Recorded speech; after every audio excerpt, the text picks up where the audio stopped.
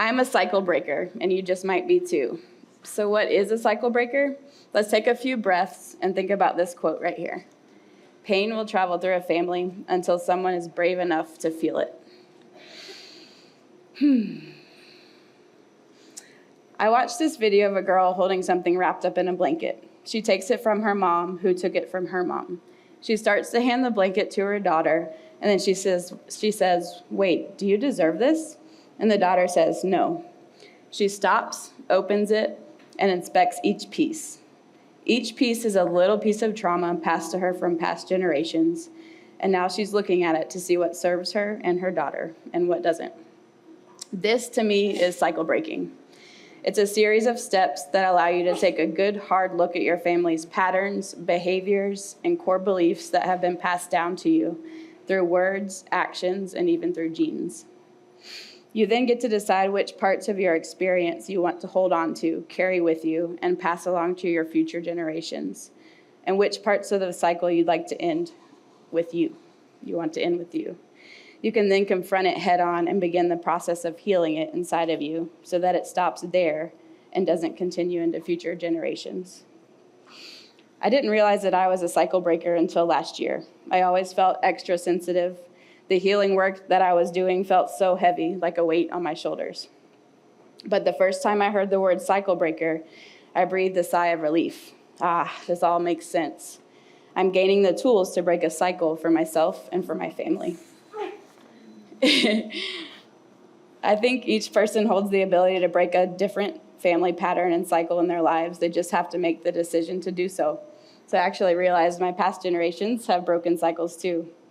My grandmom felt the passed down pain of not having independence, so she became a nutritionist. She worked and also raised super strong-willed, independent, responsible children. She was feisty.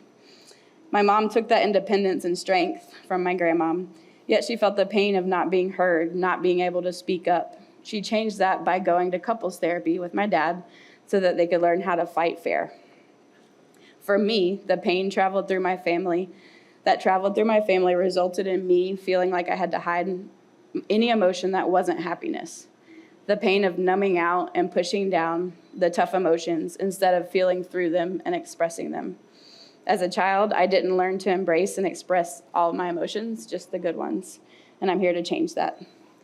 I don't know if anyone in my family had been taught that those tough emotions were okay to feel, how to feel through all kinds of emotions. Instead, there was a focus on being strong, being and remaining strong. So how would they know to teach me that? I think at that point, society was pretty focused on only showing happiness too. But here I am, because I have all of this foundation before me. I have the strength, the independence, the power to speak up, and now my role is to be aware and truly feel each of the emotions that arises in me so that my family can have this tool forever. I still remember the day my journey into emotional vulnerability began.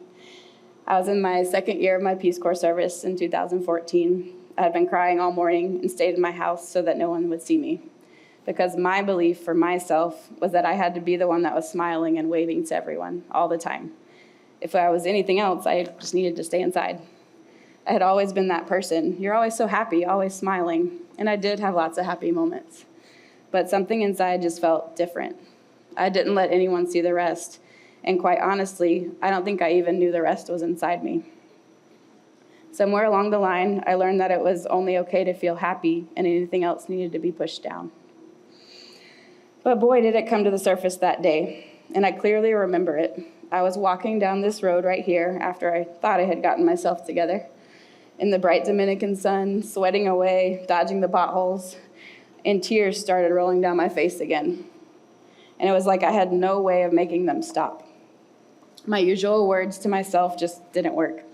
Be tough, you're okay, you've got this. Nothing was working.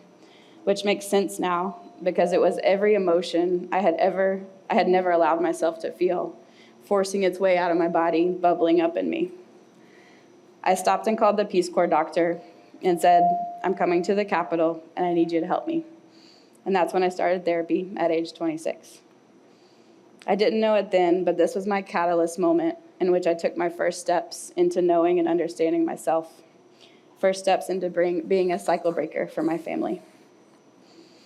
I finished my Peace Corps service in 2015, and at home I joined a therapy group where I saw this the first time. We cannot selectively numb emotions.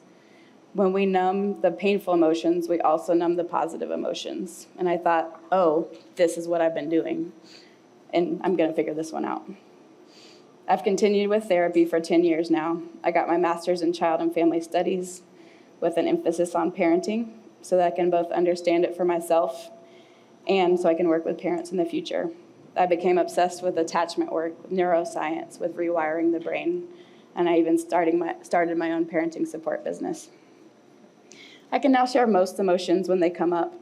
The life I've been able to live since really leaning into who I am and just feeling the emotions and letting people see me has been so challenging, uncomfortable, and phenomenal. I've made the deepest friendships. My relationships with both my mom and dad have gotten that much better. I've found a tribe of vulnerable people. I honestly can't wait to share these tools with my future kids. I can't wait to sit with them in those emotions, validate them and their emotions, embrace their sensitivity, show them it's always okay to be human. Until then, I'll continue with parent coaching and workshops, helping parents walk into emotional vulnerability and in the process help their children embrace their emotions too. If any of this resonated with you, take this as your sign to step out of your comfort zone and embrace the growth. Your life will develop in ways you never thought possible. Your support system of fellow cycle breakers will slowly but surely appear. Have courage in changing the outcome for yourself, for your future generation, and for those around you. So ask yourself, are you a cycle breaker?